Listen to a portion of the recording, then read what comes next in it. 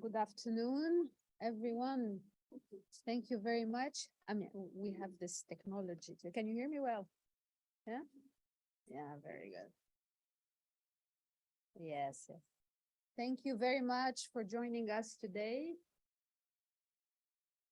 For those who are with us physically, but also those who are online. And this is a very special side event for us. We're very also pleased to have His Excellency, Mr. Peter Mohan Maestri Pieris, with us as the ambassador of the Sri Lanka Permanent Mission, but also as the president of the high-level committee on South-South cooperation. Before we move with our agenda, I want to acknowledge his leadership and his dedication and his, hosting with us today this very special event on the role of South-South and Triangle cooperation as an effective means towards accelerating the achievement of the 2030 agenda and the SDGs, and how to translate the policies into action at the regional and the country level. So today we will be having not only the side of the work that we're doing on the different corporate policies, but also how are we translating this into action. And we're very happy to have many colleagues from the UN system, but also speakers who are online with us, who will also give us a flavor on how this is being applied. So without further ado, let me pass it to you, Excellency, so we could also move ahead with our agenda. The floor is yours.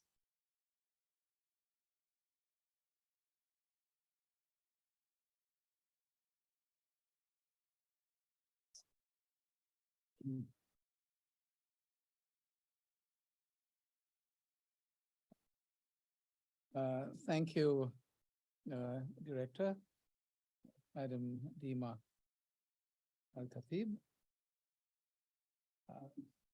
resident coordinators, delegates, ladies and gentlemen, both in person and online. Thank you for joining with us this afternoon. I'm quite a stranger to South-South cooperation, quite frankly. Yeah, but in the last few weeks or months, perhaps, I've had the privilege of being associated with the director and her team, who has given us perhaps an introduction to flavor this whole concept of South-South cooperation. In my capacity as the incumbent president of the high-level committee of South-South cooperation, I'm happy to welcome all of you to this event on the sidelines of the high-level political forum on sustainable development that we have been playing out this whole week. At the outset, I thank the United Nations Office of South-South Cooperation and the United Nations Development Cooperation Office for their efforts in getting this meeting together and putting it together. Distinguished delegates, ladies and gentlemen, the subject area being explored today in this side event is very relevant to these organizations and to us, countries of the global South, on the sidelines of the HLPF, which is aimed at preparing for the Sustainable Development Goals Summit in the September to come. Now, we recall that the Executive Committee chaired by the Secretary General in August of 2020 endorsed the UN system-wide strategy on South-South and triangular cooperation to provide system-wide policy orientation to the United Nations entities to increase the impact of such cooperation and better position the United Nations to coordinate policies and programmatic coordination amongst existing mechanisms. Now, the UNGA resolutions on South-South cooperation, A/RES/76, 2021, which you are all familiar with, whilst endorsing the Buenos Aires outcome document in resolution 76/185, encourages the United Nations entities to support developing countries in integrating development cooperation initiatives, thereby giving a strong mandate to the United Nations system and regional commissions to implement a strategy at regional and country levels. Now, today, in keeping with that mandate, the United Nations Office of South-South Cooperation will shortly present to us guidelines to be issued to the United Nations country teams and regional UN development entities on the integration of South-South cooperation into the United Nations Sustainable Development Cooperation Framework and regional collaborative frameworks. Now, these guidelines have been prepared through, as you know, a consultative process. Ladies and gentlemen, we have examples of this in India, in Brazil, in South Africa. We have several other examples, such as the China Horn of Africa initiative and the UNCTs in the Philippines and Thailand. Ladies and gentlemen, at a time when member states have gathered to discuss the ways and means of rescuing the SDGs and undertaking firm commitments domestically and globally, it is pertinent that we incorporate into the discussion the ways and means of injecting more strongly the methods of harnessing South-South and triangular cooperation into these efforts, particularly into the United Nations systems. So this side event is also a response to the interest expressed at the recently held 21st session of the High-Level Committee of South-South Cooperation in May and June 2023 by member states to increase the visibility of the impact and importance of South-South and triangular cooperation. So towards this end, we have with us today speakers from the resident coordinator system of the United Nations who will share examples of the incorporation of such an approach in development cooperation and its potential to support the work of the United Nations system as a whole in its work with national governments. So through these speakers and ensuring and the ensuing discussions at this side event, it is hoped to demonstrate the potential for the United Nations system to support government endeavors where they perceive South-South and triangular cooperation to be effective in achieving their development goals and enhance the understanding of the contribution of such cooperation. So we will hear from them. Resident coordinators stationed in India, Mr. Shrambi Sharp, and in Saudi Arabia, Dr. Rita Columbia, and also from the current senior advisor on small island developed states to the UNOPS. To begin with, therefore, without further ado, I invite our director, Madam Dima, to take the floor. The floor is yours, ma'am. Thank you. Thank you very much, Excellency, for your insights and for your, expressed importance on the relevance of these guidelines that we will be discussing today, but most importantly, how we are going to move that forward at the regional and the country level. So colleagues, again, welcome. Thank you for being with us today. South-South and triangular cooperation, as you all know, is anchored as a key means of implementation of the 2030 Agenda and the Sustainable Development Goals, and SDG 17 focuses on enhancing the North-South, the South-South, and triangular regional and international cooperation, as well as access to science, technology, innovation, knowledge sharing, and among other sectors of importance to the countries of the South. The global crisis or the poly crisis that we are facing for the past 3 years have given us a thrust to developing countries to engage in robust South-South cooperation towards recovery from the pandemic and for building forward better to eradicate poverty, achieve the SDGs, but also the collective vision, as His Excellency was mentioning, that is set out in the BAPA outcome document has been demonstrated in numerous South-South cooperation initiatives of government, of private sector, of civil society, and international organizations. This was reaffirmed during the high-level committee meeting on South-South cooperation that was held last month, and the importance of the role of the UN entities has been also brought to the table as a key element to really anchor South-South triangular cooperation at the national level and also at the regional level. As the focal point for promoting and facilitating South-South and triangular cooperation globally and within the UN system, we as an Office for South-South Cooperation provide advisory and technical support to member states to strengthen their South-South and triangular cooperation, also the institutional ecosystems, and support UN partners for the integration of the South-South and triangular cooperation in their work. Our offer to member states, the UN system, and partners includes also knowledge sharing and exchange of good practices through our South-South Galaxy platform, publications, several publications, policy dialogues, Global South-South Development Expo that is held every 2 years, but also the South-South Managed Trust Funds, among others.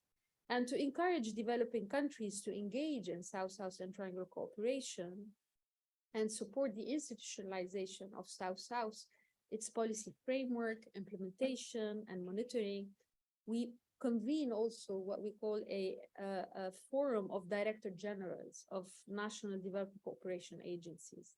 And this forum, along with other platforms and mechanisms, promote more and better South-South and triangular cooperation among multiple stakeholders. We are also looking into ways on how to activate that forum further, given the importance of within, but also inter-country and inter-regional collaboration. The office manages, as I mentioned, a knowledge sharing and partnership brokering platform called the South-South Galaxy, also connecting and linking existing South-South and triangular knowledge sharing platform aligned with the SDGs. It presents a curated digital repository of over 800 good practices. And this is an invitation for all to make good use of it, but also an invitation to all, if you would like to showcase your best practices, this is a platform that really provides you with the outreach to do that under the branding of South-South and triangular cooperation. We do also, as I mentioned, in addition to this platform, convene what we call the Global South-South Development Expo, whereby we showcased evidence-based successful development solutions and initiatives in collaborations with the UN agencies, but also with all the member states. This will be taking place hopefully next year, and we are also open to ideas and to thinking beyond the box to see how we can showcase further South-South collaboration across entities, but also across the member states. We do, as I mentioned, manage several trust funds and programs that facilitate the collaboration and piloting of South-South initiatives and innovations with implementation support provided by the UN system. And these are very important because they provide South-South cooperation solutions that are scalable, that are replicable, either within countries or also across countries. I will not repeat what His Excellency mentioned about the report of the Secretary General that was presented during the high-level committee, whereby there was a lot of stress and importance on the role of the UN entities in terms of advancing South-South collaboration at the regional and the national level. Let me zoom into the UN country teams. We have been leading, as UN Office for South-South Cooperation, the elaboration of draft guidelines for the UN country teams and regional level entities to support them in the mainstreaming of South-South and Triangle cooperation in their United Nations Sustainable Development Cooperation frameworks at the country and the UN planning monitoring instruments at the regional level. The draft guidelines were prepared, as mentioned, also through a consultative process involving members of the UN interagency mechanism on South-South collaboration that we also do manage and coordinate, but also the UN Development Cooperation Office and the regional commissions, and of course, some champion resident coordinators. And we do hope that also under the leadership of the DCO, the UN Development Cooperation Office, and the resident coordinators, once these guidelines are finalized, we are in the last mile, as we say, the rollout will demonstrate the potential of the UN system to work together to support the government endeavors where South-South and Triangle cooperation is considered suitable and effective. But it will also enhance the contribution of South-South cooperation to development, and it will help to address the cross-border issues articulated by member states at different global forums. We do, rely on these guidelines to bring some, transformation at the national level and at the regional level by anchoring South-South into the different planning mechanism. It's also important to mention that they will be also, posted on our different networks, different platforms to make the best use out of that, but also to make sure that we connect whatever comes out from the work that we do within the trust fund work to feed into the different guidelines and use them as examples, but also to use the examples of what other UN entities have been doing and showcasing, which I think, and I believe that the UN system has been doing a lot, but it might not be branded as South-South, but that gives us also the opportunity to think further into that. And we're very happy to work together with a lot of the agencies, and I would like to name some of them: UNFPA, UNDP, FAO.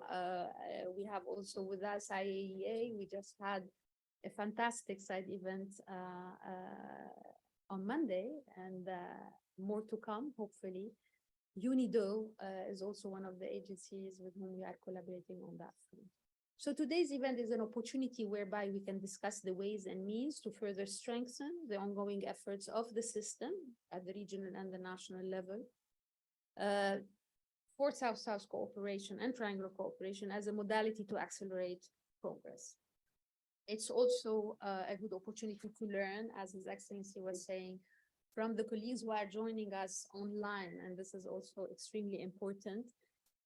Because they are coming from, different countries. So we have the example of India, is a lead country in terms of advancing and supporting South-South cooperation. We are very happy to also have one of the trust funds is the UN India Trust Fund that we are managing, whereby we are extracting a lot of fantastic examples. So we will hear from the resident coordinator there. We have the example of Saudi Arabia, who has, South-South cooperation as part of its mantra and its international development policy. So we will hear also today from the resident coordinator at interim, who is with us. And we will hear also from a former resident coordinator who used to manage a SIDS country, also in terms of a different context and the challenges there.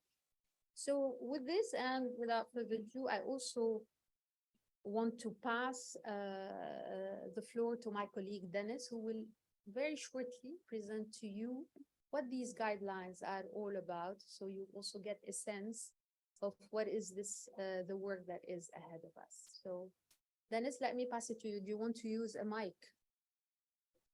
Yeah. You're fine? Okay.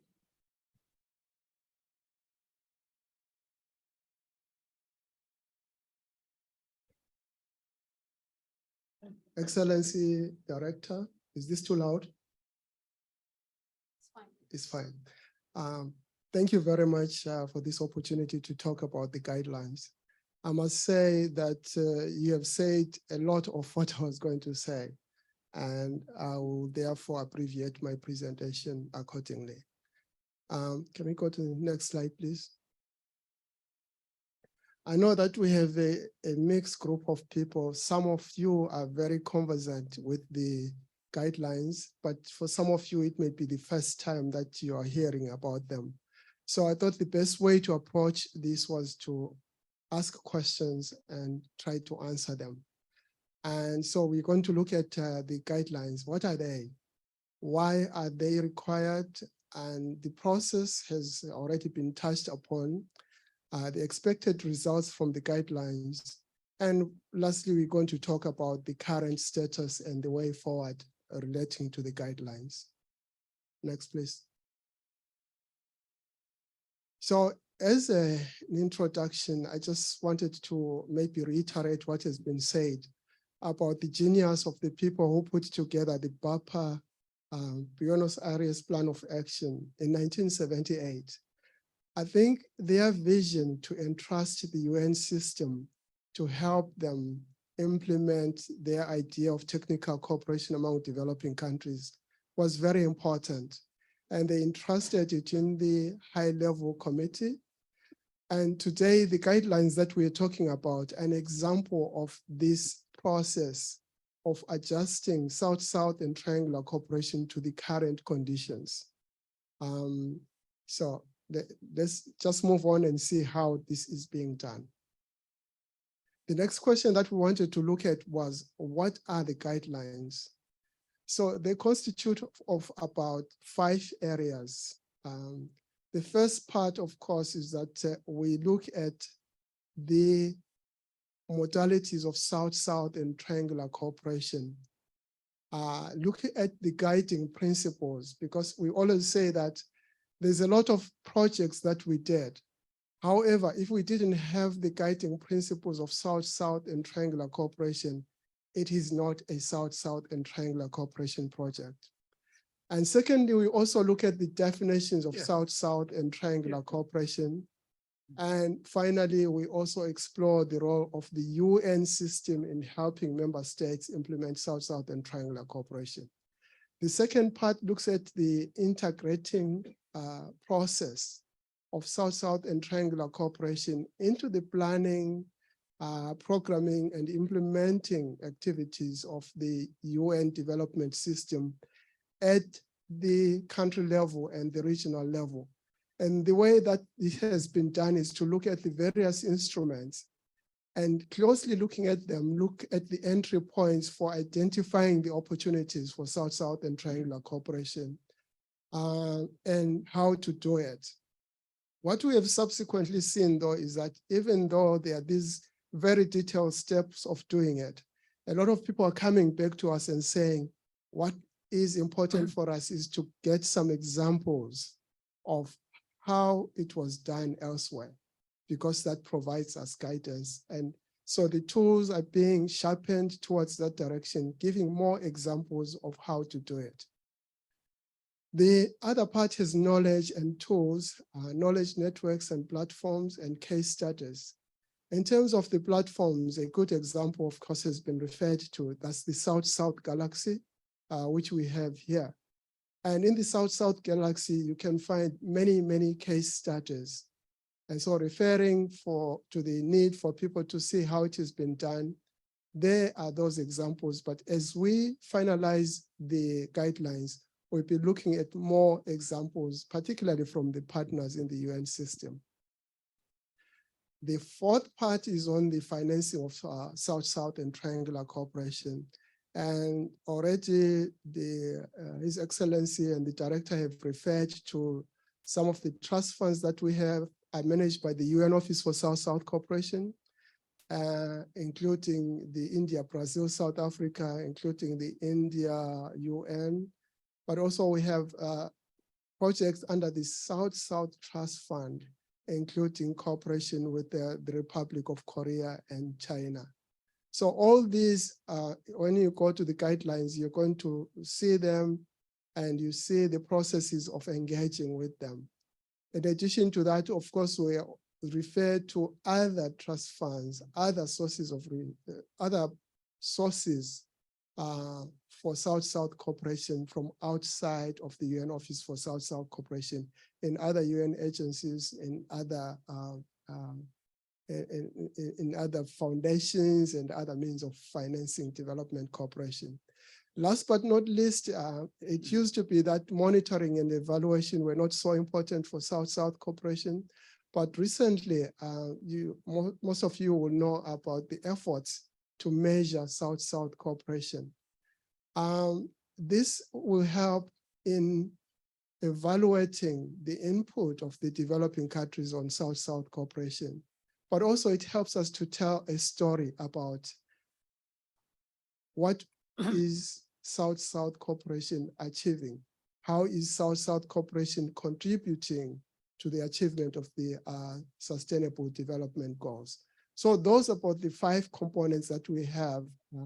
We don't have a chance to look into more depth at every one of them, but I think I hope that this suffices to just give you a picture of what we have as the guidelines. Next, please. So the next question is why the guidelines, and this has partly been answered as well. Guidelines are a response to changes in the UN, which took place after the adoption of the international agreed Sustainable Development Agenda in 2015.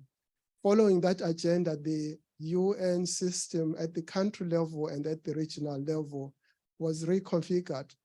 And even though we have had some kind of guidelines on South-South and triangular cooperation, we needed to look at them in the context of the how the UN development system looks at these levels.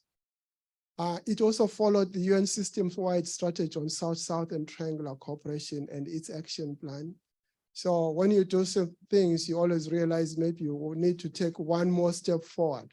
And so after the strategy and its action plan, the next step was to make these guidelines accessible to people. And that's why, to make the what is presented in the strategy and the action plan accessible to people. And that was through the guidelines. The guidelines also will help to integrate South-South and triangular cooperation in the work of UN country teams at the country level and for the UN system at the regional level. It will help the UN system to systematically respond to member states' requests. I think this is a very important aspect in that right now it's not predictable how in each location the UN system is going to respond to a request by the country that they are working in. But we hope that with these guidelines, it can at least provide a basis for that response. The last thing I wanted to mention here is that it will also develop the capacities of the people who work for the UN system at regional and country level to be able to make that response. Next, please.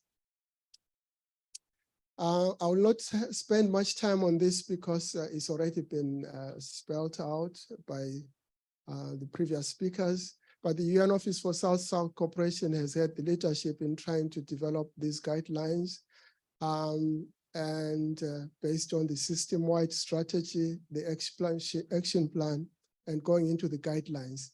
We have had the assistance of the UN Development Coordination Office, who have been very good in ensuring consistency with the change processes, with the policies, and the tools for planning and programming. We have an interagency mechanism consisting of over 40 UN entities, and many of them have contributed to the putting together of the guidelines based on their experience, and some of them have had extensive capacity building in South-South cooperation. So going forward, we'll be incorporating more of that. Last but not least, we talk about the main implementers, the UN resident coordinators in the countries, and the UN regional commissions at the regional level, as well as the regional programs of the various UN entities. So these are also involved in providing inputs. In terms of the resident coordinators, there was a selected group of resident coordinators who actually helped in putting together this process of guidelines. Next, please. The expected results, I mean, they stem from what I said are some of the issues that needed to be addressed. South-South and triangular cooperation will be mainstreamed in the work of the UN system at country and regional level. There will be increased responsiveness to member states. Hopefully, we've developed some indicators to follow that, to see that there will be an impact. And we hope also that there will be better results through South-South and triangular cooperation, helping towards achieving the sustainable development goals. Next, please. And so this is the timeline that we have right now. We have a pretty good compilation of the guidelines. However, there are some things that we still need to do. And this is to incorporate comments from all partners. We're still in the process of receiving those comments. And once we have incorporated those comments and finalized the guidelines, we'll go into the next stage, which is the developing learning tools. And with that, we actually are going to a point that I mentioned, to enable people to have access to go directly to what they want exactly out of the guidelines. We are working with the UN System Staff College and UN partners, discussing on how we can develop e-modules that can be useful at one level for one person to be able to sit down and learn about South-South cooperation, about how it is funded and so on. But at another level also for trainers, people who are going to be able to reach out even more people. So we believe that with that, we'll be able to answer a lot of the questions. For those of us who work, we see that every time we sit with people, they'll say, I may never have heard anything about South-South cooperation, or I know very little about South-South cooperation. So we are hoping that this expansion can help address this issue.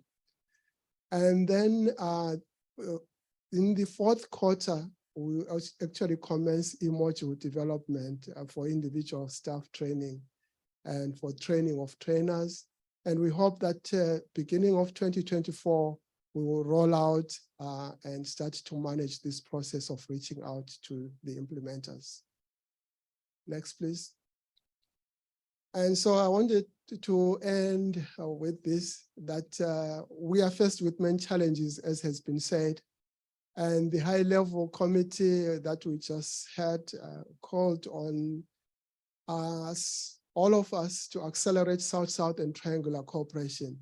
We therefore hope that with this event, with this expose of what we're trying to do with the guidelines, that you can join us to bring the guidelines to trainers and practitioners as soon as possible. Maybe that will help to accelerate and scale up South-South and triangular cooperation. I thank you. Thank you very much, Dennis. Thank you. I would take your permission. I'm going to change a little bit the agenda because we do have some colleagues online and I'm conscious of the time difference. So I'm going to start by inviting the colleague, the RC at interim, who is in Saudi Arabia. Rita, are you with us? Yes. Yes. Hello, everybody. Do you allow me to start with you? Absolutely, Dima. Thank you so much. First, thank you very much for joining us today on a short notice, but we were very keen to showcase the good work and the transformation that is happening in Saudi Arabia. We know that Saudi Arabia, the Kingdom of Saudi Arabia, has been one of the pioneer countries in addressing South-South cooperation as part of its foreign development policy. And with the Vision 2030, there is an increased scope for South-South cooperation and triangular cooperation. How do you, as the resident coordinator in the Kingdom of Saudi Arabia, how do you see the role of the UN system in support of the kingdom's vision in this respect? Over to you. Thank you, Dima.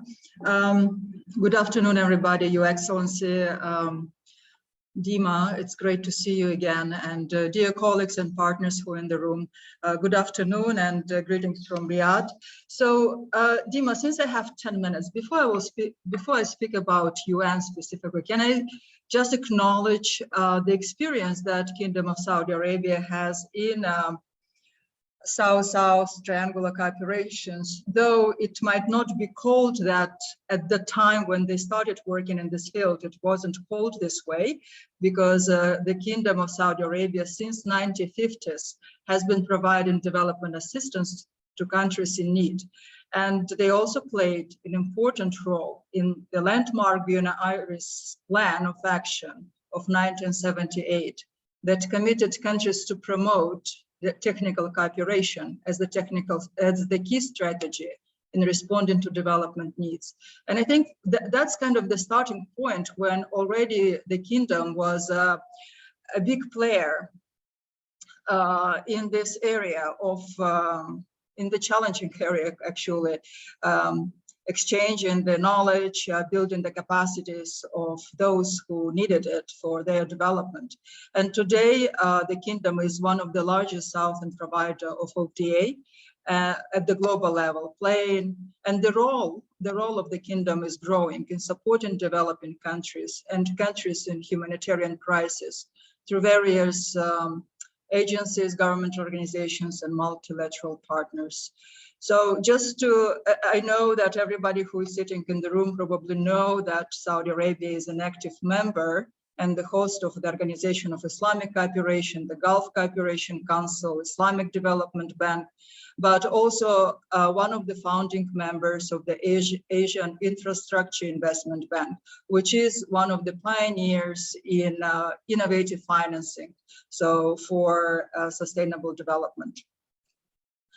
Well, I should say that since with this background that Saudi Arabia is well placed to be engaged in South-South triangular cooperation, both as a provider and participants in many areas. So we are looking at innovations and digitalization, agriculture and water management, renewable energies, green economy.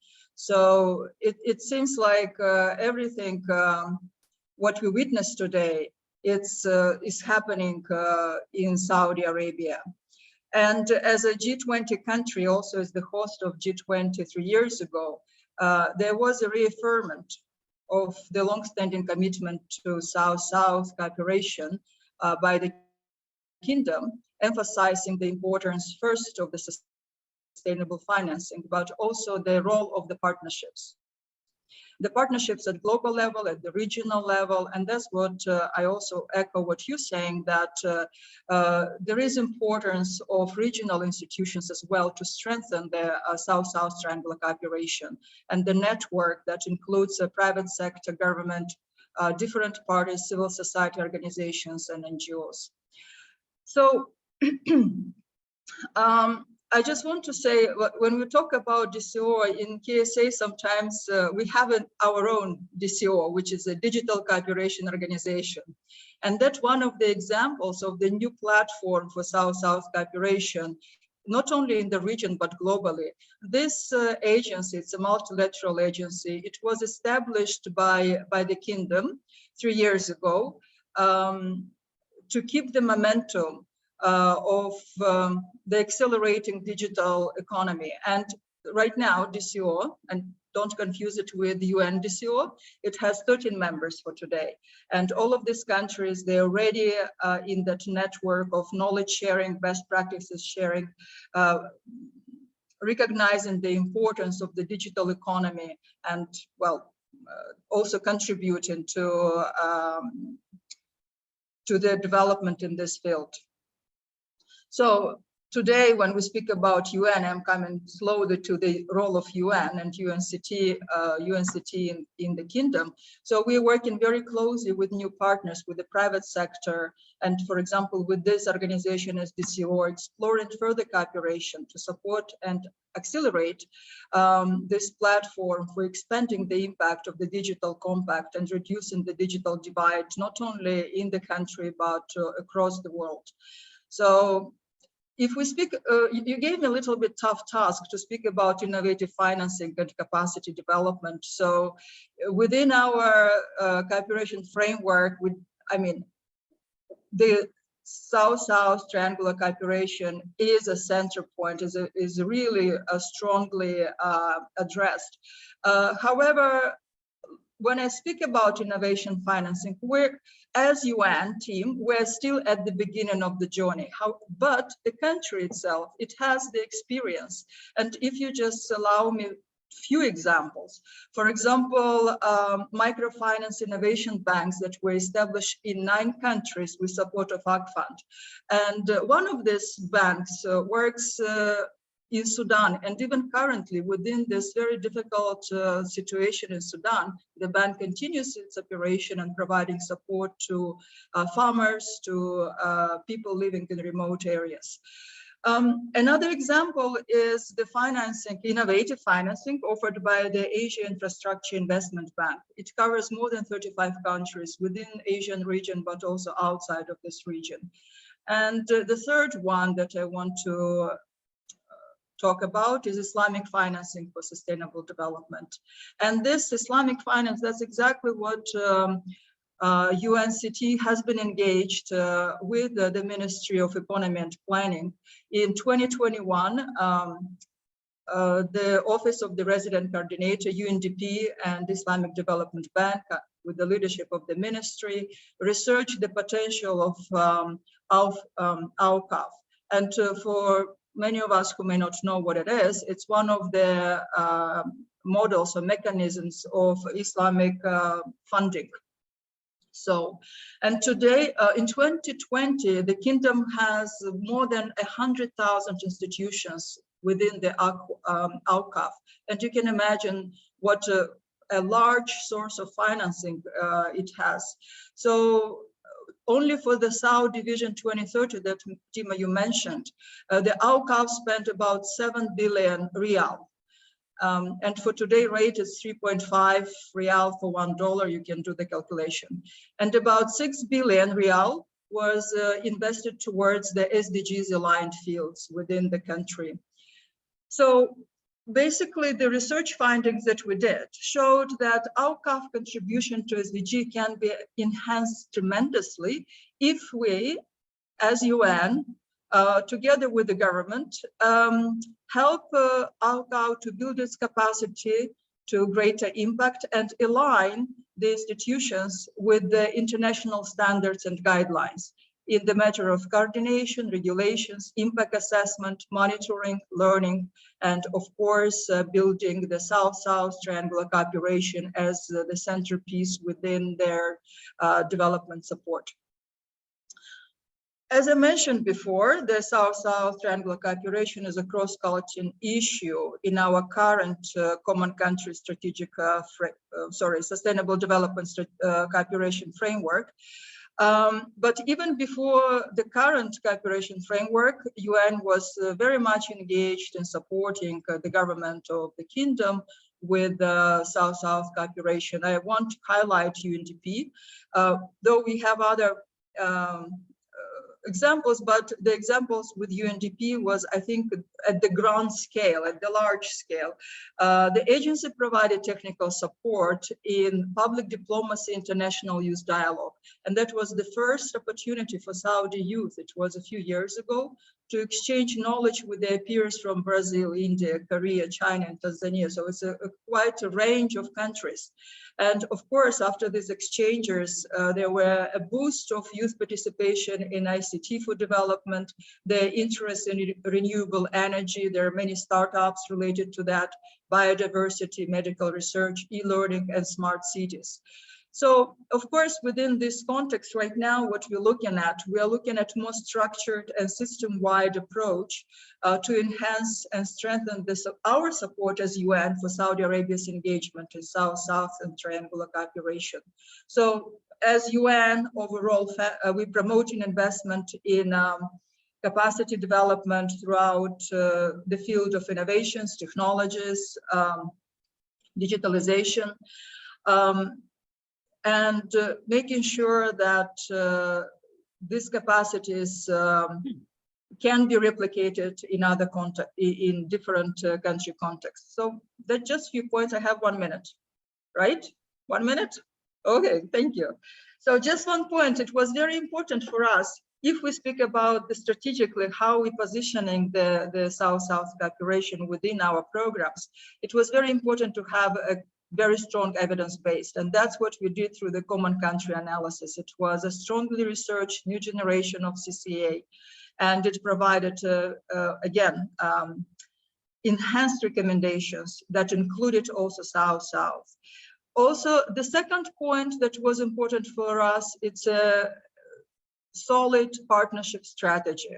So, and that's, I want to bring just example of UN Global Compact for Private Business, which now by itself engaged in South-South cooperation and North-South cooperation with other private businesses and governments as well. The most recent one was with Norway.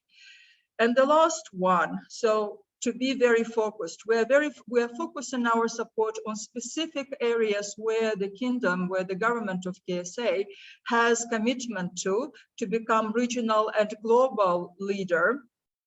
So, and that's again, that includes many areas, but mainly it's innovation, digitalization, financing, and also we are talking about humanitarian diplomacy as well. Just taking recent example of Sudan and how it was handled by the kingdom. In conclusion, Dima, I want you to smile. So very important. Of course, capacity of country team, UN country team is extremely important. Dedication of all agencies, very important to South-South cooperation. But plus to that, I really want to see us working together on building regional leadership for South-South triangular cooperation. And we have, as DCO has a very good network of regional offices, and they have to be part of this conversation and also solution. Thank you very much. Thank you, Rita. Thank you for this very. So I tried to speak fast. I hope you got the message. So. Got all the messages. It's a very rich intervention. Thank you for giving us, you know, a flavor of what the kingdom is going undertakings, but also what the UN system is supporting with. It's quite impressive, and definitely there will be always more time to better understand and delve deeper into that. But you touched on many key areas, whether innovation financing, microfinance. But also I want to underpin the area of youth, because youth are an extremely powerful agent for all the countries of the South, and we need to think about how we can empower them in that process. And I think the UN system has a key role to play with all its different agencies. There are some agencies who are mandated. I see UNFPA with us here also, and this is also an area that they are taking care of. Thank you very much, Rita. And there might be questions as we open the floor after the different interventions. But let me pass it also to, and I see also our colleague from the Kingdom's permanent representation. Thank you for being with us today. What I also wanted to note is that the Kingdom has a very interesting, talking about innovation, booth at the UN. I invite you all to go and see it, about the line, which is a huge investment in the middle of the desert, using renewable energy. Phenomenal. I mean, this is something that I would like to go and see and learn more from them. All right, we do have also a very good intervention, unfortunately not live, but recorded from India country office, the resident coordinator of India, Shambi Sharp. has provided us with a recorded message, also shedding the light on how the UN system in India and how India as a country is leading on South-South cooperation.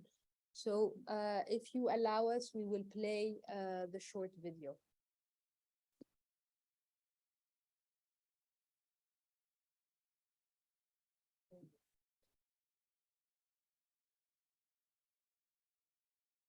With the recorded message, also shedding the light on how the UN system To the in organizers India and of this how important India as a discussion, the country permanent mission is leading on South-South cooperation. So if you allow us, we will play the short video.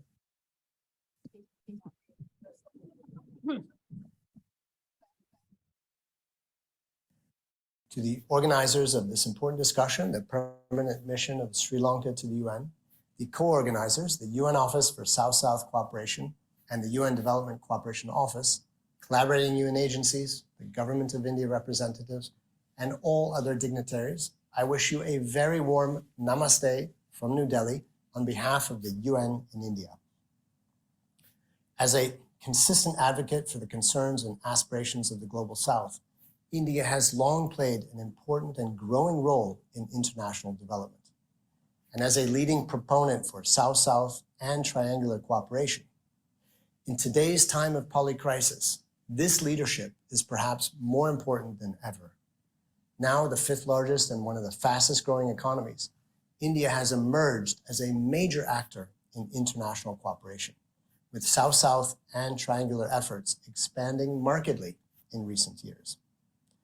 Inspired by the spirit of Vasudhaiva Kutumbakam, the world is one family, India's international development cooperation is demand-based, with close alignment with the priorities of those partner countries it is serving, while building resilience in the face of crises.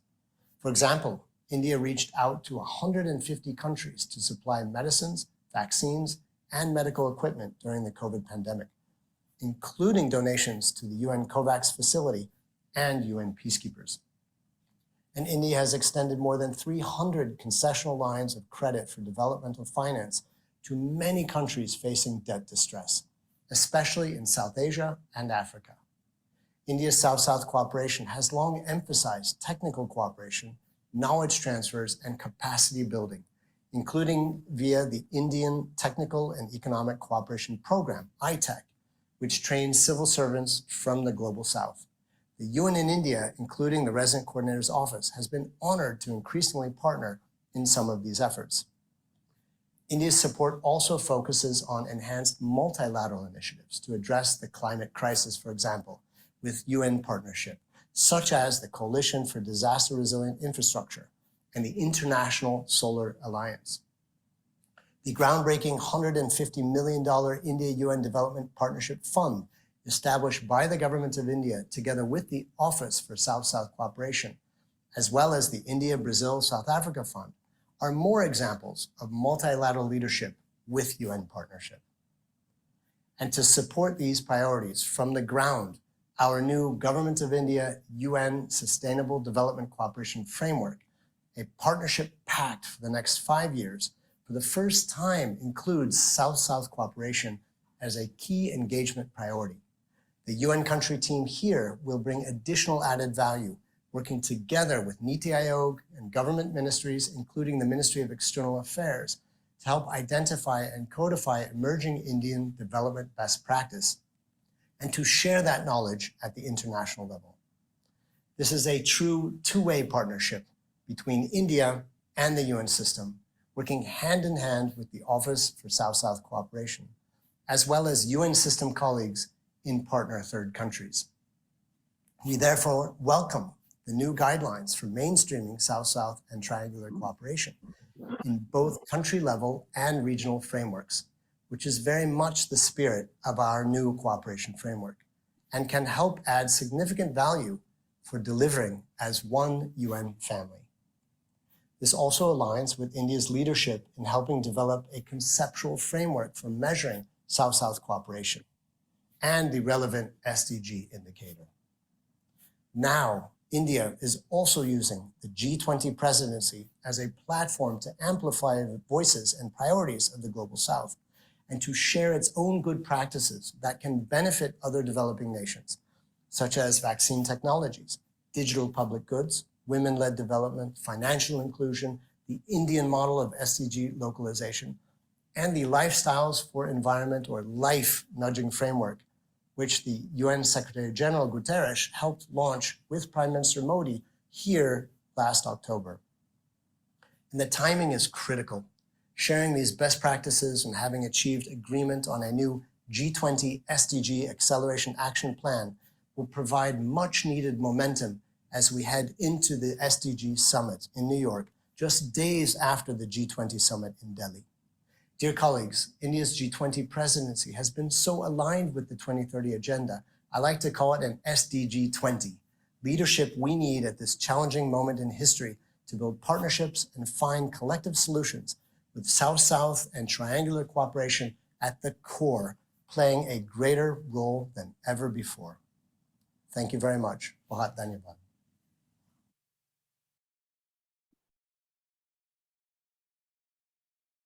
Let me thank also Shombi for his intervention and really providing insights for the leadership of India. India has been a long-term partner also for the UN Office for South-South Cooperation on different levels, but also on the trust funds level. We have a major UN India trust fund through which we are jointly with the UN system implementing impactful projects, scalable projects, demonstration projects that are feeding into our support to policies, but also into our knowledge platforms.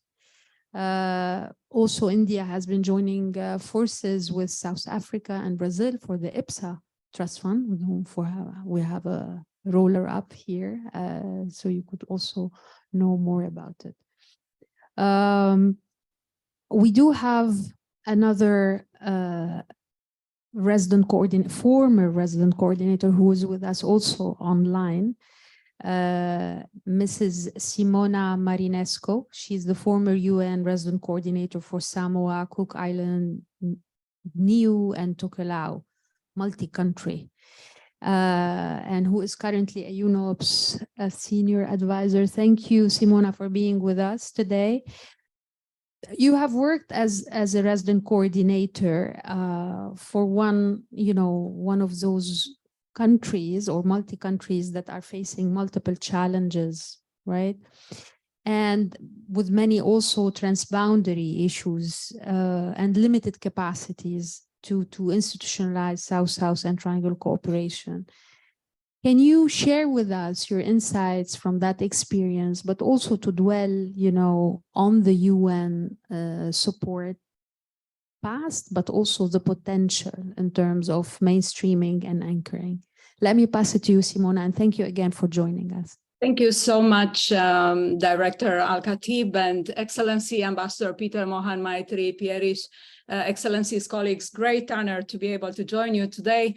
In the interest of time, I will go briefly through what has happened over the last 6 years in the Pacific, out of which 5.5 I served as UN resident coordinator, but also share with you what is ahead of us as small island developing states are heading towards the 4th conference and the adoption of the next 10-year agenda. I serve in this capacity for all of the small island developing states. UNOPS kindly agreed to provide this support to the process. And there is a lot happening that would give a great avenue to South-South cooperation. I will start by saying, Dima, that on behalf of the Pacific RCs, I'm very, very thankful to the office, the UN Office of South-South Cooperation, the great support we've received across the countries in the Pacific and in Asia Pacific more broadly. An office that doesn't have a big budget, but a lot of passion and great leadership of resources put forward as trust funds, as you mentioned earlier. Just very briefly, let me share the fact that the trust funds that UN Office for South-South Cooperation is managing provided resources in various areas across the Pacific. As I mentioned, in the response to COVID-19, in Kiribati, Nauru, Palau, Solomon Islands, and Tonga. In Palau, with very concrete equipment delivery to the community health centers, with air purifying respirators and a heavy duty truck. That may sound small, but for small island developing states that are so isolated, so remote, this is a great support. We work together also with the UN Office for South-South Cooperation within the framework of the India-UN Development Partnership Fund, one of the trust funds that I'm going to focus mostly on, in the Federated States of Micronesia, where we provided support with those resources to women's participation in management of water and sanitation, as well as in Solomon Islands, assisting the Ministry of Health in water sanitation and the hygiene items to support the COVID-19 response. But let me move into Tuvalu, for instance, where the fund provided resources for the solar energy home systems across the communities, adding freezers and also telecommunication systems powered by photovoltaic solar resources, working closely with the government. So those are very small governments. So South-South cooperation brings a lot of strength to their efforts to move out of crisis and address the SDGs. In Tonga, of course, COVID-19 response, but also in the recovery after the cyclone. As you mentioned, Dima, the Pacific as one of the most vulnerable area of small island developing states, has multiple cyclones every cyclone season, named cyclones that affect livelihoods profoundly. But within this fund, a program that I had the opportunity to oversee directly, excuse me, is the very transformative Knowledge Society initiative in Samoa. When we wanted to promote South-South cooperation through our Pacific strategy at the time and link to the country's priorities, we had a good analysis as to what the most transformative areas would be. And we identified the relevance of transforming Samoa into a knowledge society towards progress against all the SDGs, as all the SDGs are knowledge intensive. And the country that does not have adequate resources and digital resources factored in would not be able to make a rapid, sustainable progress and would not be able to prepare younger generations for the future. You made reference to youth extensively. So yes, that is what we thought would be most transformative. So with the UN Office support, not only to review the program, but also to help us manage the resources coming from the India UN Development Partnership Fund, $1 million, we developed a knowledge society platform in Samoa with multiple resources, the first of its kind digital library to give access to people across the country to knowledge, to books, to textbooks, to scientific journals, to all the resources that people need to actually strengthen their skills and relevance to the labor market. Moving into a lifelong learning platform that is missing in small island developing states. Most of the people in the Pacific, once they get a diploma, think that they are ready to perform in the labor market for life. The concept of lifelong learning has been quite new to some of the very remote Pacific islands. So we moved into a platform for lifelong learning where we had great support from UNESCO. This is a UNDP UNESCO program, but UNESCO with its leadership of Knowledge Society, an open research platform where we help the National University of Samoa to engage with other universities on relevant research, and across the board promoting the concept of a right, fundamental right for access to public information, and ensuring that people know that the exercise of this right is so important to their lives. So I'm particularly thankful for this opportunity that we had to work together. And as we speak about South-South cooperation, I need to put on the record that while those resources had support from various countries. We did have constant engagement with India as the funding party on training and data management and working closely with the Management Development Institute of India. And we had South-South exchanges with the University of South Pacific countries that form the Council of the University. So I can go on for that forever, but the library is called SADIL, and you can have, I'm sure the access could be provided. It's extremely resourceful, and within the package, we also created a digital resource for farmers. It's called AgriTouch, so that farmers can make more sustainable use of their farming resources.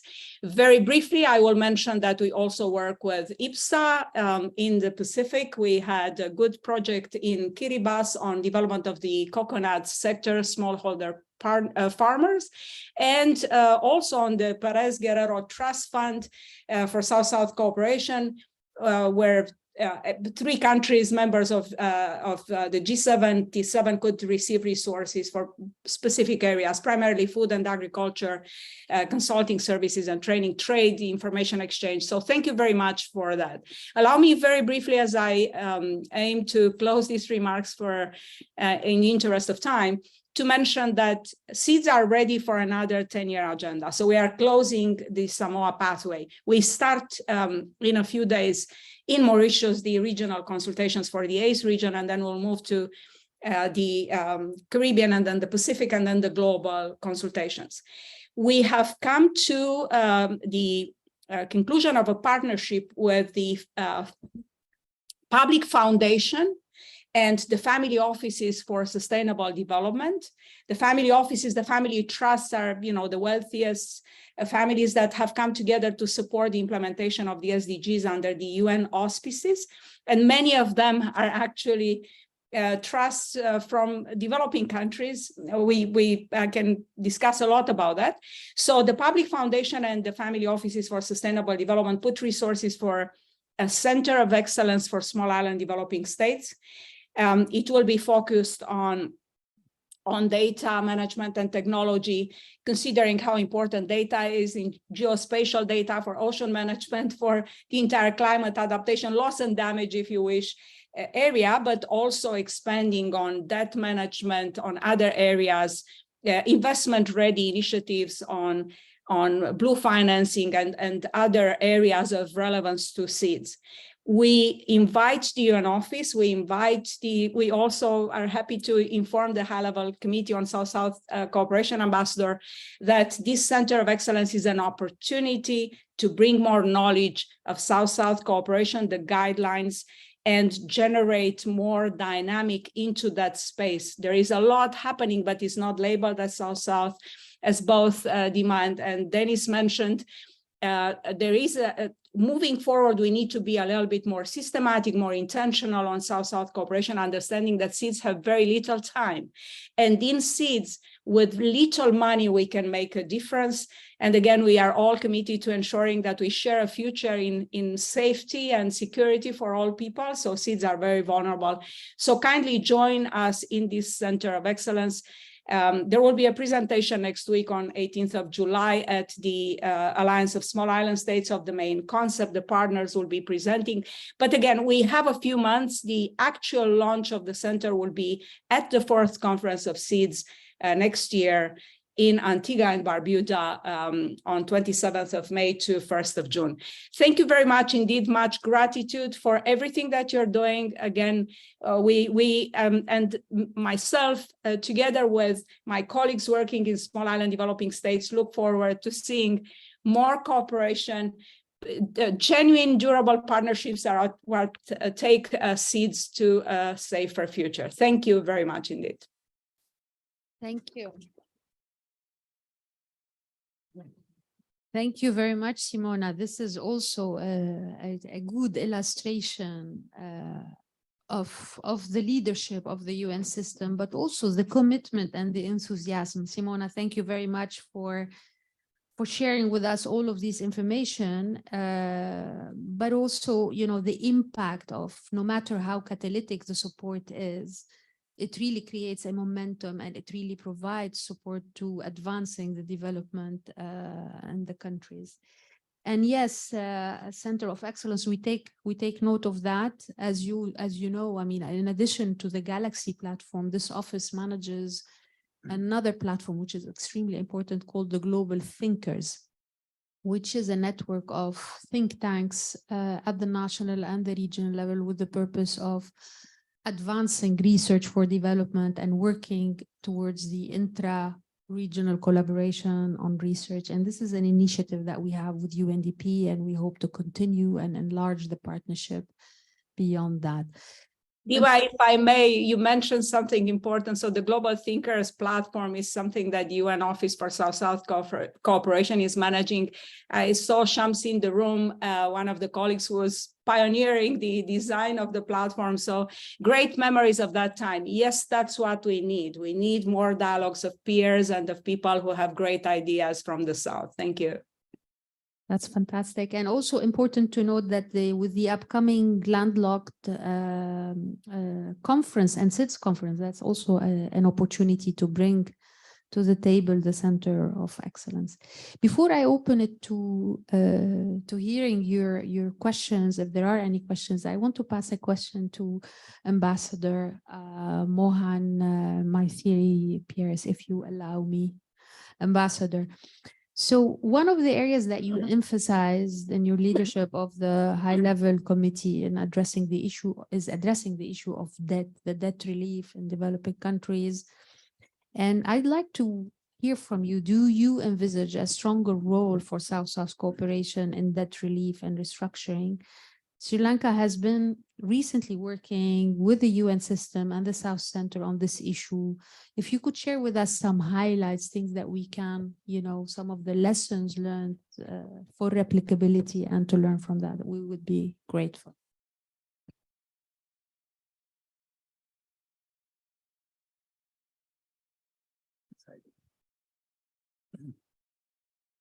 Yes.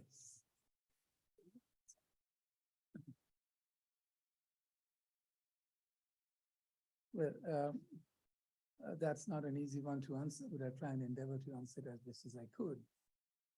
Dima, it is no secret that the global economic governance has not kept pace with changes in the global economy.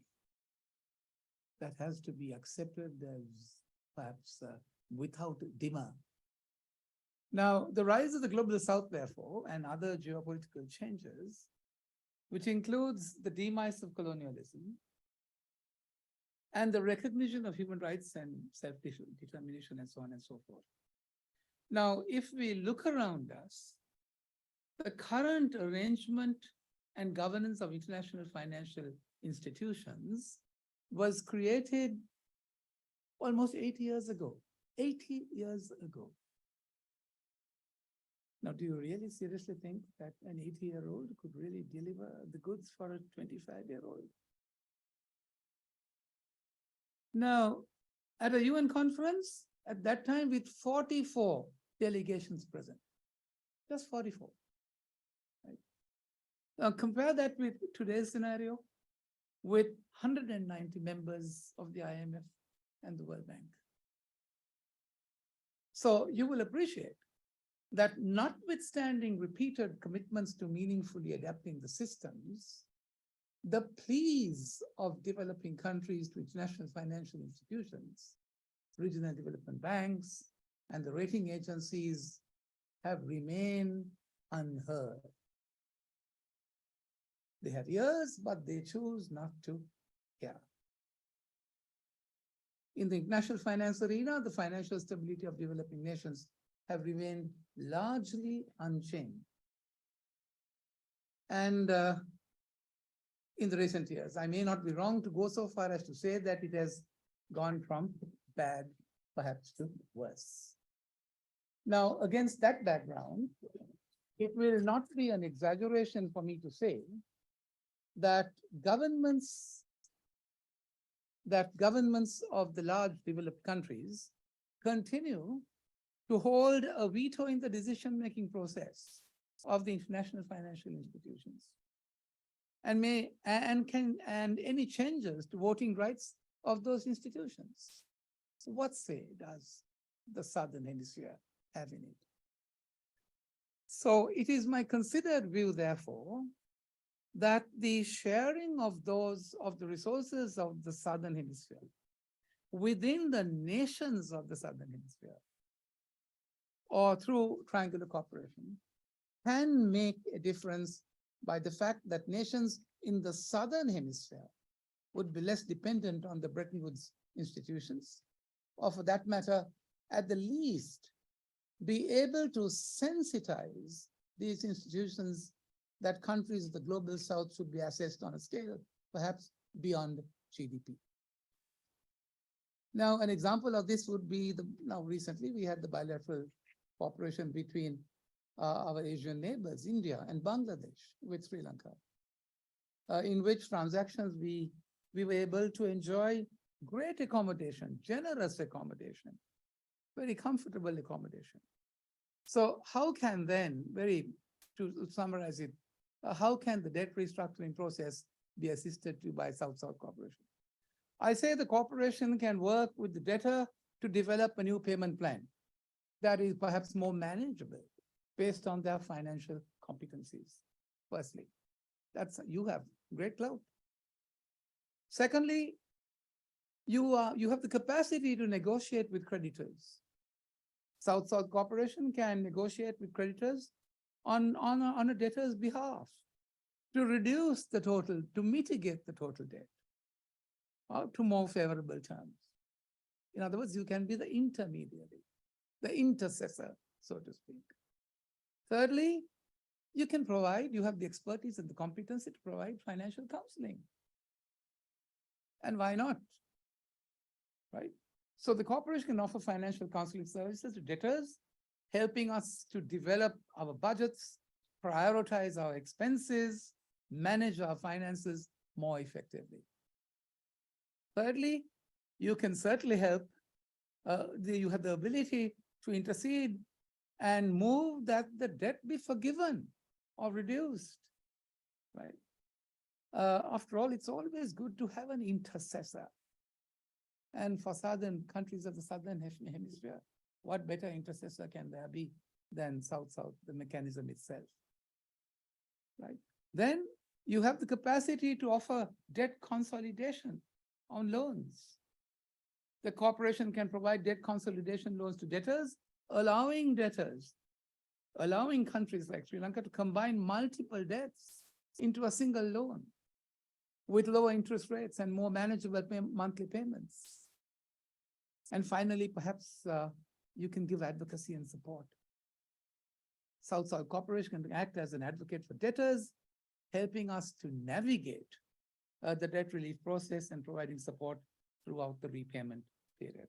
So in short, you have a complete formula, perhaps, that can be effectively mobilized in helping countries such as ourselves in the debt restructuring process. Thank you. Thank you very much, Ambassador.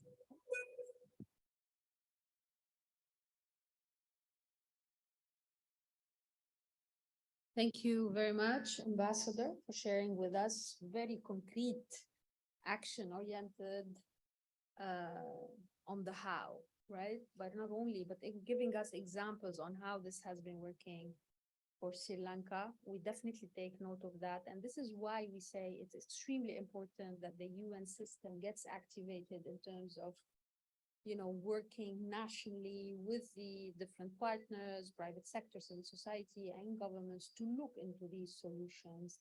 And this is what we want to, ultimately aim at by anchoring South-South into the national development planning through the country frame. But we take note of that, especially in terms also of the capacity building, food for thought for us also as a South-South office as we move forward, but also for the UN system as we roll out the guidelines and as we also convey that to the different entities on the ground. Thank you very much.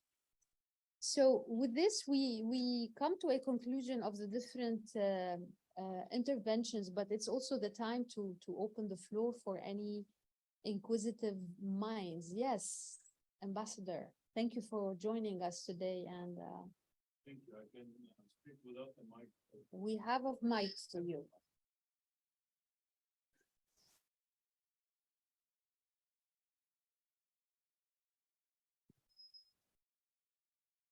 Hello? Oh. Thank you. Yes, I guess you hear me. I would like to thank for holding this event. We definitely, as a vice chair of the South-South Cooperation High-Level Committee, I'm happy to be here to listen to these guidelines, and we are also trying to spread these parameters of cooperation. I just wanted to highlight that Russia, we spoke about our national efforts. Just one example is that exactly within the mindset of what is happening here, what is promoted here, is that we assisted in recovery of Cuban plants which are dealing with food and fertilizers, so that Cuban companies could do South-South cooperation. So, and also I would like to support the main thesis today about training and education. Russia is also increasing the quota for foreign students from developing countries to 30,000 students this year per year. So we think that education is one of the best venues. So we're also looking at other modes of cooperation in the framework of South-South modalities with the South-South cooperation entity. And we would like to celebrate the event today. You know that we have, I calculated, it's about 234 side events for this HLPF 2 weeks. So I think yours is one of the very popular and very demand. Of course, we echo what you told about decreasing dependency from Bretton Woods institutions. That is the only way to proceed. Otherwise, the principal shift will not take place. Thank you very much for your attention.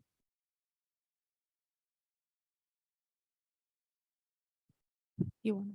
Yes, please. I want to thank His Excellency for his intervention and for sharing with us the support to Cuba, but also on the education front. This is extremely important, and thank you for regularly expressing the interest of collaborating on South-South. Yes, please, others. Dinesh, I did not see that you were here. Thank you for joining us. Thank you, Madam Dima, Excellency Ambassador Mohan Paris, and thank you for organizing this. I have nothing much to add to what Mr. Shomisha has already said, but it's just that, you know, India always believes that its own development is inseparable from the rest of the world. So that is why we place much emphasis on South-South cooperation. And in fact, as Mr. Shah was saying, that our G20 presidency motto is one future, one earth, one family. So the unique feature of the India UNDP fund, which he was mentioning, is that this is the first ever single country initiative at the United Nations, and it's a demand-driven country priority project, and emphasis is placed on the leadership, capacity building, sustainable development, and projects which touch the lives of the community. And we are happy that we could partner with the UNOSSE on this, and in a short span of 5 years, we could able to support 66. Now I think 5, 6 are pending, so almost 71 projects across 56, 60 countries have been benefited. And similarly, IPSA fund. So in a, since it came into operation in 2006, it has supported nearly 42 projects across 36 countries. So I mean, apart from that, I mean, if we speak about South-South cooperation, which is so important because every country is unique and has something to share. India has been training through its ITech program, Indian Technology and Economic Cooperation Program, and it has imparted training to people from 160 countries. And lines of credit to Global South worth 31 billion has been given. So we continue to believe in Vasudev Kutumbakam, as we say in India, again, one earth, one future, one family. So we are very glad that we are part of the UN Office for South-South Cooperation, and we look forward to further strengthening this partnership. Thank you again.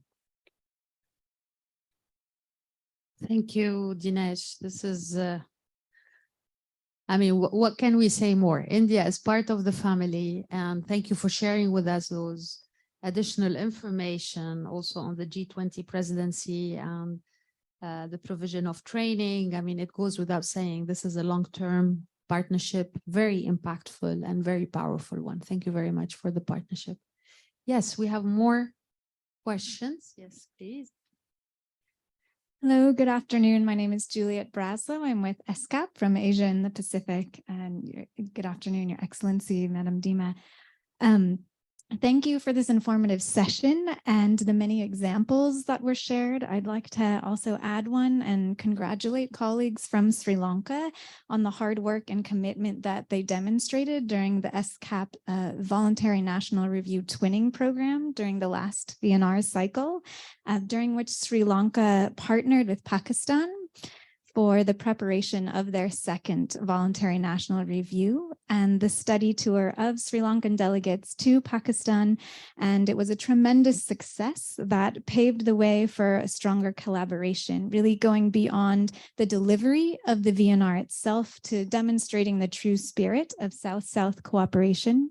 And through this study tour and many other virtual interactions, the two countries were able to give constructive feedback on each other's drafts of the VNRs and continue to collaborate.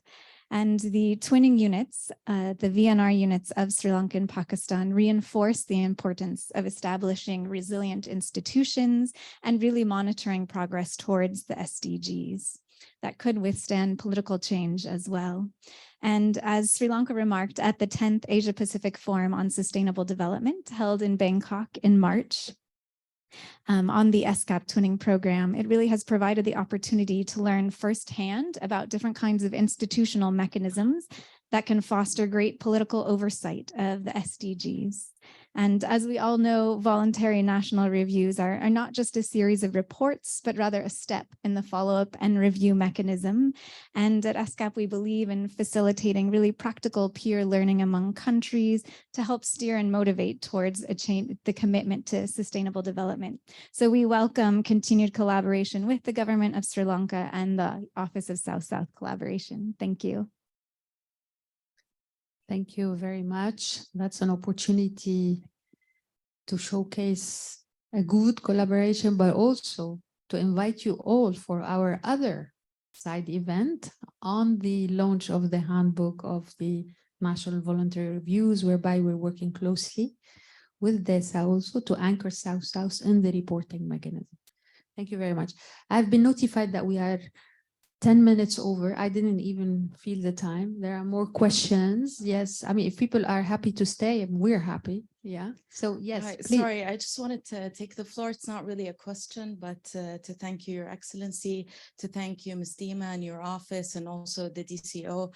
And of course, special thanks to Ms. Rita Columbia, who's our RC interim in Saudi Arabia. I think she touched a little bit on, our Vision 2030, which is a blueprint for transformation in Saudi Arabia. But we do take pride in all of the efforts that we do on South-South cooperation, which she said is cross-cutting. It's not only being a leader in ODA and humanitarian assistance. I believe it goes in terms development projects in developing countries in different areas, whether it's environment, digital, energy, and all of that. So I just wanted to take this opportunity to thank you. And I know that from our point of view, collaboration is always important. We put great emphasis on South-South cooperation, great emphasis on our relations with developing countries. And I hope that we can take this further. And I know that the team in the UN are doing a great work as well in Capital. I will take this opportunity as well to invite you to the exhibition, the line exhibition, which is we're doing it on margins of HLPF. And we do have our VNR, our second VNR coming up on the 19th. And I think an aspect of what we've discussed here will be shown through that session. So I welcome you all and thank you again. Thank you very much, Reem. Thank you for the acknowledgement and for all the good work. We have a colleague who has been raising his hand, please. Sorry for that. We were been prioritizing the ladies. I completely understand. No, thank you very much. And indeed, I think the guidelines are very important and indeed a right tool in the right direction to really try to see how this agenda gets domesticated within the UN system. Two things. One, what we need with the guidelines is also to look at the whole society approach. How do you plan to engage with civil society and other non-state actors, because they also can contribute and they should contribute to the South-South cooperation agenda. And I think looking at the bigger picture would be a very good addition to the process. And in the same context, really, because civil society generates a lot of research on impact of South-South cooperation. So how we're able to tap into that would also contribute to the agenda. Lastly, I really welcome the ambassador's suggestions on how South-South cooperation can contribute to addressing the debt crisis. And I think one of the things, I'm from Africa, and we are grappling with debts from our Southern comrades. So I think, and addressing sovereign debt starts from the political process before it moves to the technical. And so if we can also use this platform to discuss politically how we can restructure the debts that are owed to the Southern comrades, that would be much appreciated. Thank you very much. Thank you. Thank you very much for making the point. Two things. I mean, on the whole of a society approach, I agree in terms of the engagement. I mean, this is extremely important to bring the different dimension into the mix. And this is something that, you know, is at the heart of how development cooperation frameworks are put into place. They are developed on a basis of heavy consultations. And here I'm talking about the country's level and the regional level. On your second point, I mean, definitely sharing experiences, technical but not political from our side. So that would be definitely more than welcome, more than happy that we capture this experience and we share it on our different platforms. Any other questions?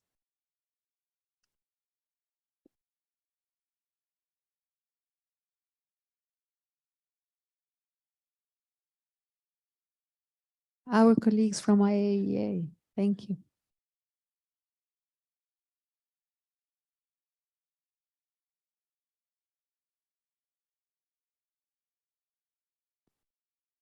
Thank you very much. Not a question, but just again, I mean, a thanks to the ambassador and to Director Al-Khatib for putting together this event today, and to Dennis also for the guidelines, because I think that this is something that is really needed.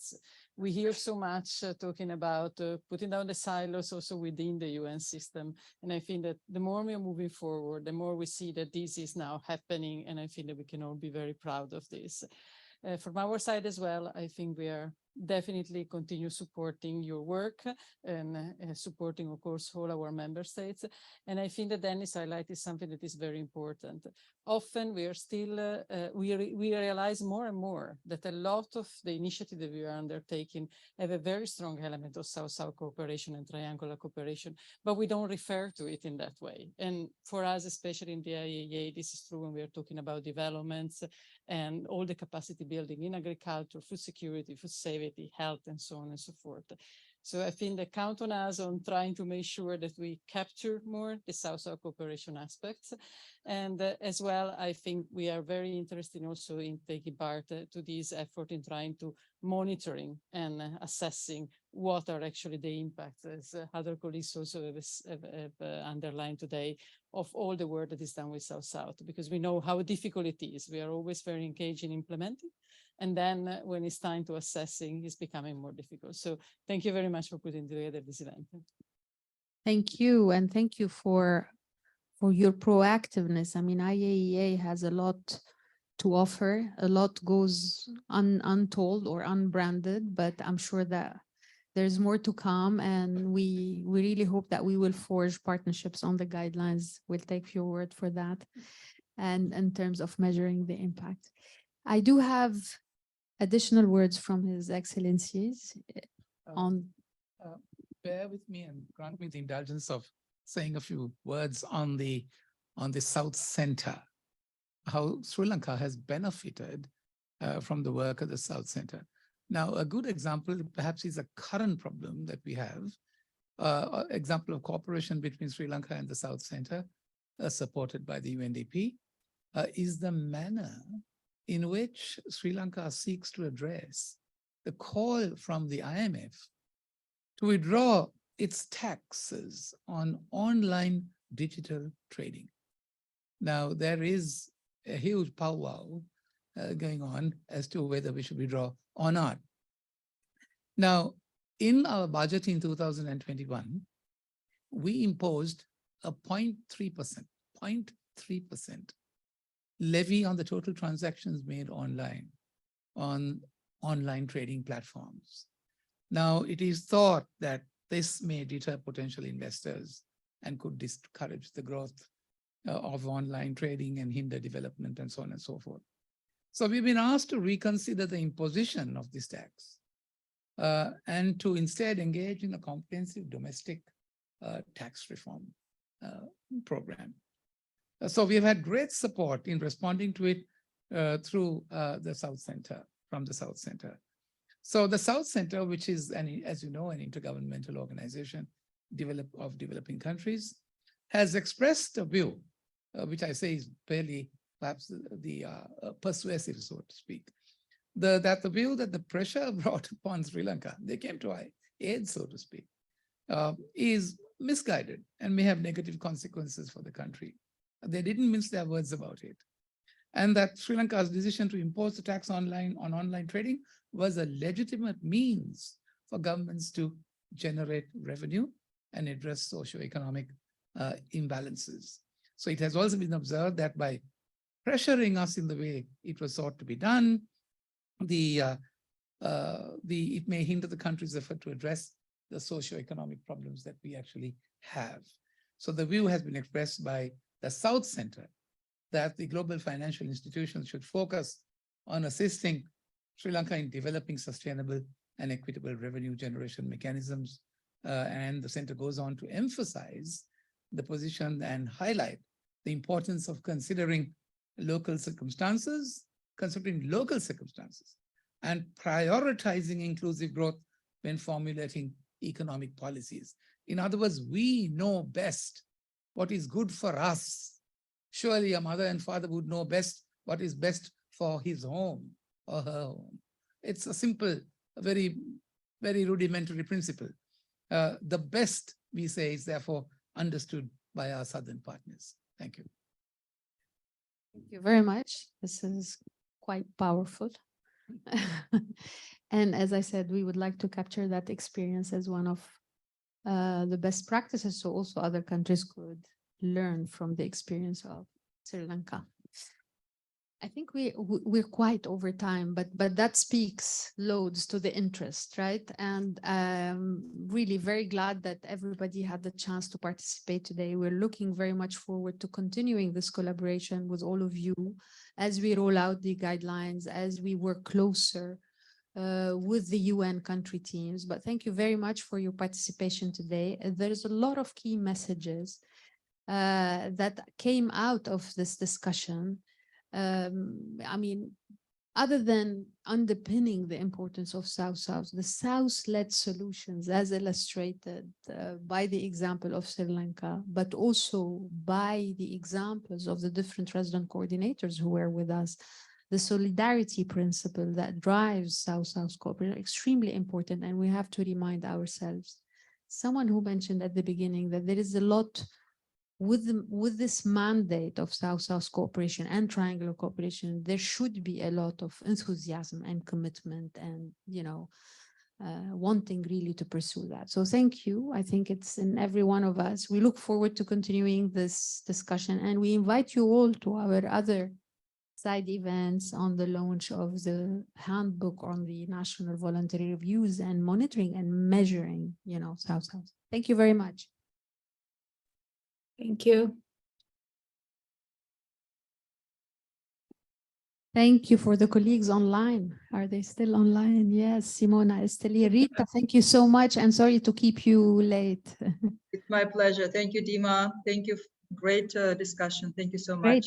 great See seeing you Excellence. both. Bye-bye. Bye. Thank you.